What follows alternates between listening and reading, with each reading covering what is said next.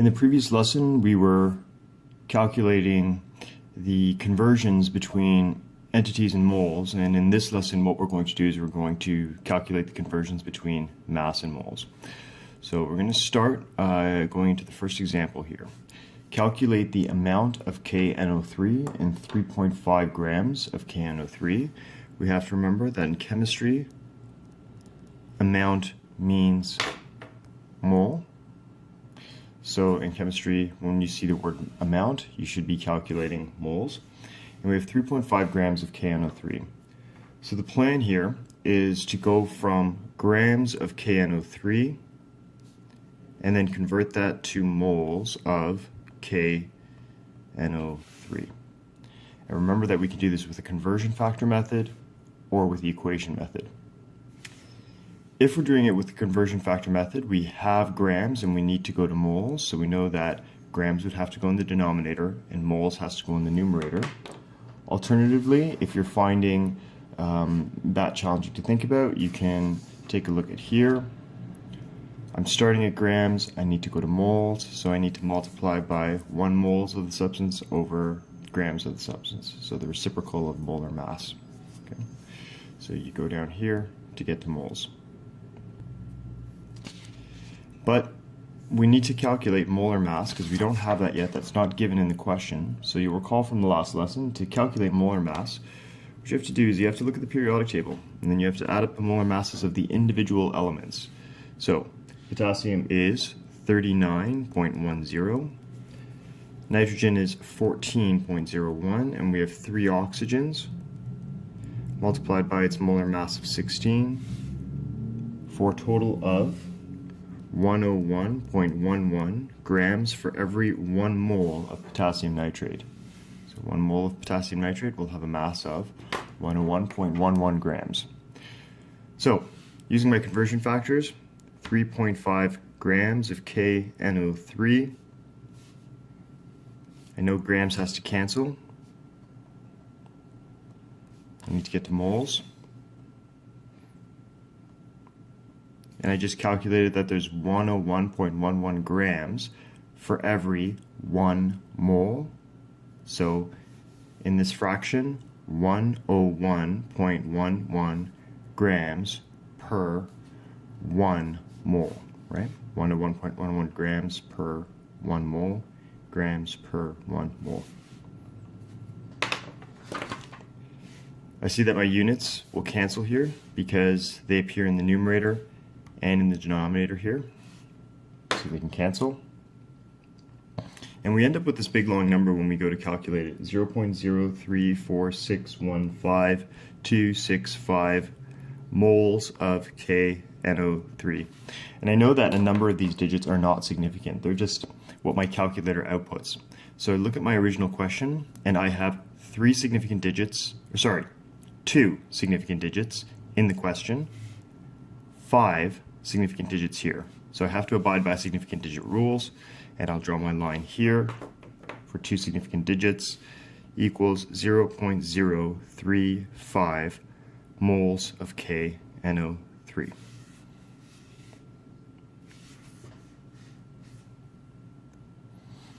Recall that you can also use equations if you don't like the conversion factor method. So using equations,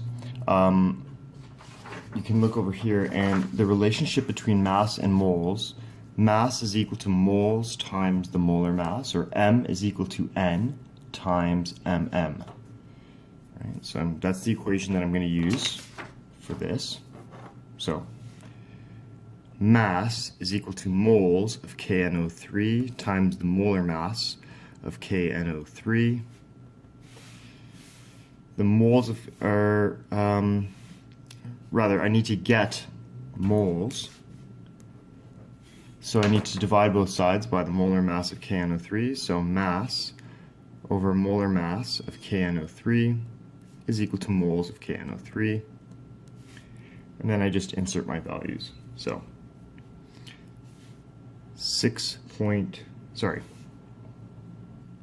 trying that again, moles of KNO3 is equal to 3.5 grams of KNO3 over the molar mass, 101.11 grams per mole.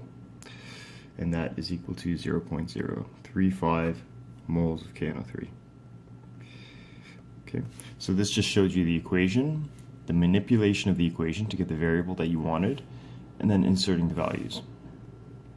Okay, so this is an example of going from grams of a substance to moles of a substance. Now let's go back the other way. Calculate the mass of 0.875 moles of zinc sulfate. So in this case, we have to go from moles to grams. So we're going in the reverse direction. And as always, you will need the molar mass to go between moles and grams. Right? If you want, you can even put a little reminder over the arrow. If I want to go from moles to grams, I need molar mass. So looking at my periodic table, I add up the various molar masses of the elements in zinc sulfate, and I get 161.44 grams per mole. So that's just a side calculation that you're going to have to do to be able to answer this question. Then I look at the question. 0.875 moles of zinc sulfate times, and I know that moles has to go in the bottom, needs to cancel in grams, and that relationship there, 161.44 grams per mole, 161.44 grams per 1 mole. Then I'm going to cancel the mole unit, and I know this should work out because I'm left with my grams unit, and I get 141.26 grams of zinc sulfate. Examining significant digits, 5, 3, draw the line there to truncate, and I get 141 grams of zinc sulfate, or 1.41 times 10 to the power of 2 grams. Okay. Either or, doesn't matter, obviously scientific notation or just regular notation. Now, using the equation method, we're still going to use the same equation as we saw before, which is mass is equal to moles of zinc sulfate times the molar mass of zinc sulfate. Moles of zinc sulfate is 0.875. Moles, molar mass is 161.44 grams per mole. The units will still certainly cancel, and you end up with 141 grams of zinc sulfate.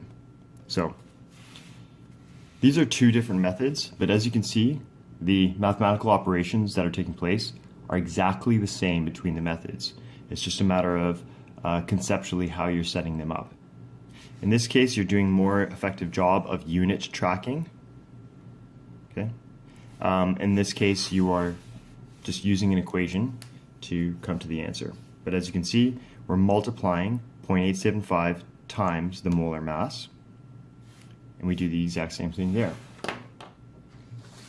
So equation method, again, this is the equation that you're using. Conversion factors, you can track the units, or as you're getting more familiar with it, if you're finding this particularly challenging, you can continue to use the conversion factor flowchart. So starting with moles, having to go to grams, means you go along this arrow and you multiply by the molar mass. Okay? Just a reminder that this chart and these equations will not be given to you on future evaluations, so it's just a matter of practice until you gain sufficient familiarity with them. The homework for this section is listed right here below. Number 27, 28A, and 30, 31A, D, 32C, D, 34, so they're included right here. And just go ahead and answer them, and the answers are in the back of the package. So the next set of calculations are a little bit more complex because they involve not just one step, but maybe 2 or 3 steps. So, for example, if we look at example 1 here, calculate the number of molecules in this many grams of OCl2. If I just think about that, I can't go straight from grams to number of molecules. I'll have to go from grams of this to moles, then from moles to molecules. So these questions combine both previous lessons. So taking mass, going to moles, then moles to number of molecules. You can also see this demonstrated in the flowchart. We're starting with mass, have to go to moles first, then from moles we have to go to number of entities. Alternatively, you can start with this equation to get to moles, then take your moles value and insert it into this question right here and calculate the number of particles. If you'd like a challenge, you can even try combining the two equations to see if you can get a single equation to perform this conversion. But my personal preference is to use the conversion factor method because it clearly elucidates every step that you're performing in the calculation. So let's go ahead and make a plan. I've got mass of OCl2, and my first step, as I said, was to go to moles of OCl2. And in order to go from mass to moles, remember that I need to calculate molar mass. Then from moles of OCl2, I need to go to molecules of OCl2. And to do that, I need Avogadro's number. Right? I need to know how many molecules there are in a mole, and I remember that's 6.022 times 10 to the power of 23 per mole. So this is my plan, and these are my steps. So I need to calculate the molar mass of OCl2, and I get 16.00 plus 2 times 35.45, and that's equal to 86.9 grams per mole when you perform that in your calculator. However, you have to account for the fact that there are 2 zeros of precision, 2 decimal places of precision, and 2 decimal places of precision here, whereas here we only have 1 decimal place of precision. We need to add that extra 0 because we are adding numbers, so we have to go to the least number of decimal places. Okay, so then we end up with 86.90 grams per mole.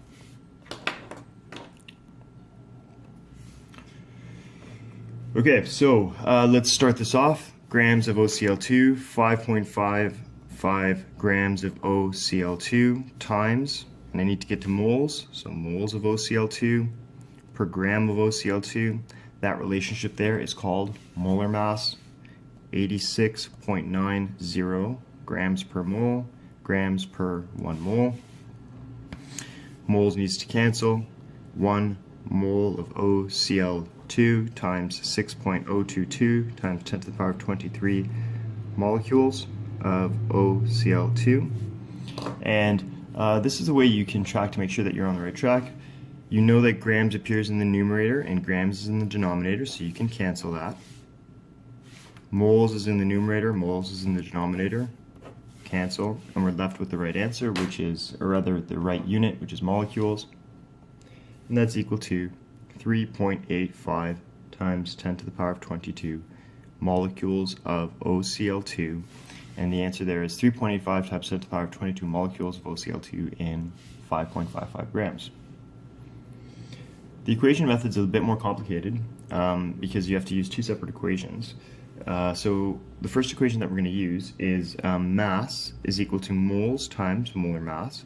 Rearranging that, mass over molar mass is equal to moles. So therefore, moles is equal to the mass, 5.55 grams of OCl2 over 86.90 grams per mole. And so when I calculate that, I get 0.0639 moles. But in my calculator, I have a much larger number. So I'm just going to write this for now, but I'm going to keep the unrounded number, keep unrounded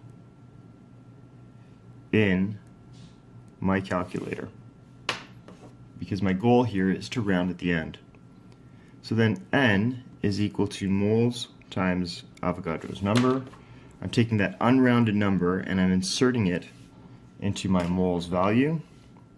So N is equal to 0.0639 moles. I'm writing it this way, however, again, I'm using my unrounded number times 6.022 times 10 to the power of 23 molecules per mole.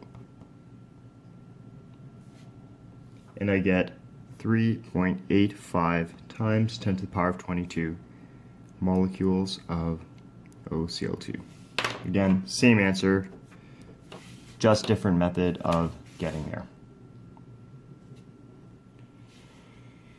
The final example that we're going to do today is this one right here, and it is fairly complex because there are multiple steps here, and you'll see a lot of questions like this in the practice problems, and certainly these questions will be on evaluations because they're the most one of the more complex ones. So let's read what we have. We have 4.9 times 10 to the power of 19 atoms of carbon in a sample of table sugar, which is sucrose. Determine the mass in milligrams. Okay? If I have 4.9 times 10 to the power of 19 atoms in these molecules of sucrose, how many milligrams of sucrose do I have? Okay, so here's where the complexity comes in. We are starting with atoms of carbon,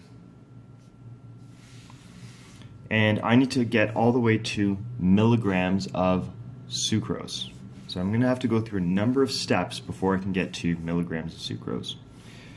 So I'm going to start from atoms of carbon, and from atoms of carbon I'm going to go to how many molecules of sucrose I have. And to be able to get that, I need to look at this ratio. How many atoms of carbon are there per molecule, right? So in one molecule, I have 12 carbon atoms. So that's the conversion factor I'm going to use. One molecule of this has 12 atoms. Once I get to molecules of C12H12O11, I'll go to moles. And I can do that using Avogadro's number.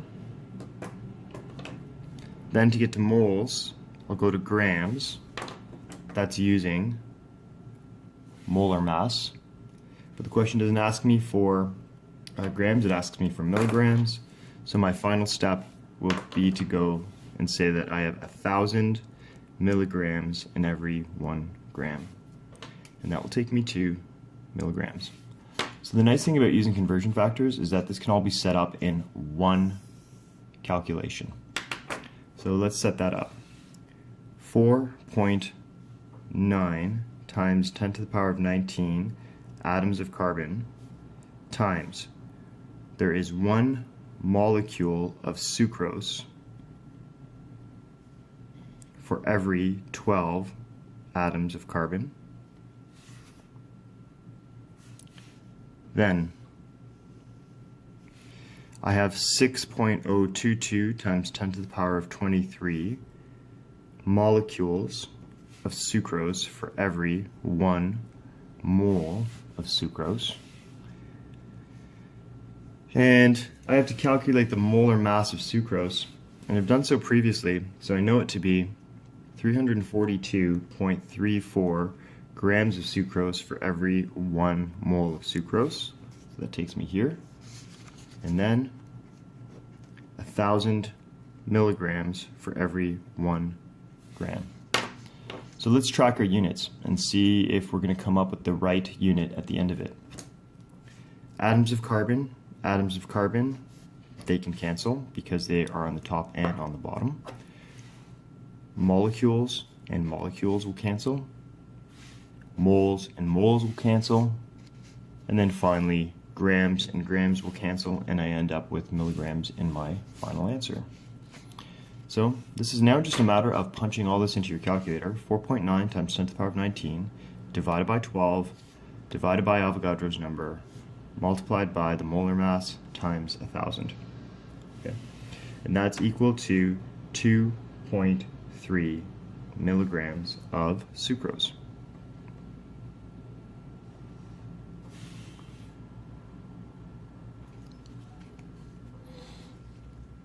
So this is with conversion factors. With equations, we would do the exact same thing. We would set this one up. We would set 4.9 times 10 to the power of 19 atoms of carbon. We still have to perform the ratio to get to molecules. Sorry, that should say H22 over 12 atoms.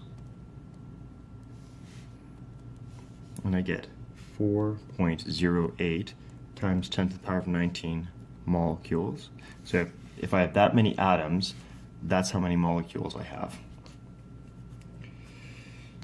And then from there, taking this many molecules, I'll use this equation to find moles, and then I'll insert that moles into this equation. Mass is equal to moles times molar mass. And then once I have mass, I'll convert by multiplying 1,000 milligrams for every 1 gram. Okay. Again, same idea. This is just presented in a different way than the conversion factor method. Okay, homework is, again, included on the bottom here, and that actually completes all of Chapter 5. So we will combine tests on Chapter 5 and Chapter 6, so please complete the questions that are listed right here for homework.